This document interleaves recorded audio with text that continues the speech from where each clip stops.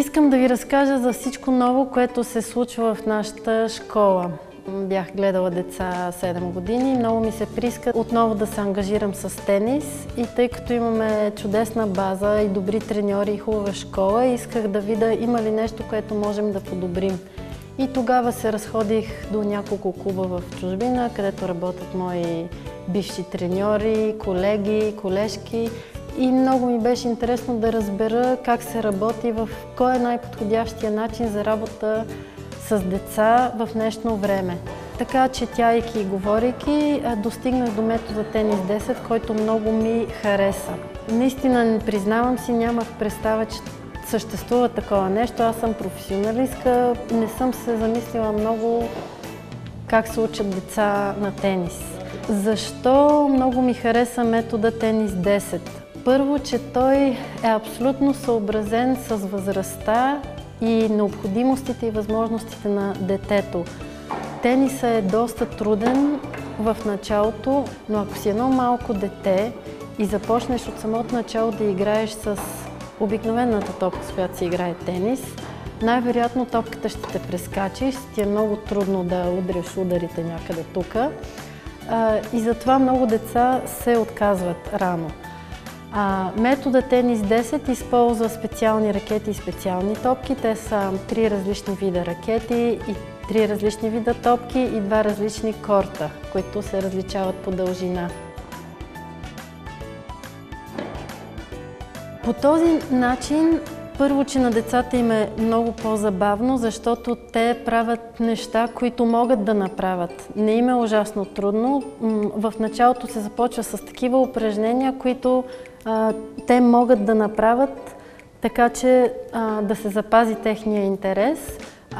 Много хубаво в метода е, че почти от самото начало, почти съвсем начинаещи деца могат да играят по двойки едно срещу друго. И това се доближава до истинския тенис, защото играта на тенис е един срещу друг. Другото, което е много хубаво в този метод, че от самото начало децата научават всички удари. От самото начало се научават на форхенд, бекхенд, волей, смач и сервис. Другото нещо е, че също могат сравнително бързо да започнат да играят точки и да се състезават, а за много деца най-интересно нещо е състезанието. И по този начин те могат веднага да съхраняват тази своя нужда и да се окуражават да се състезават и печелят, вместо да чакат няколко години, докато се научат да разиграват и след това на 10 години да отидат на първото си състезание. До този момент най-вероятно са се отказали от тениса.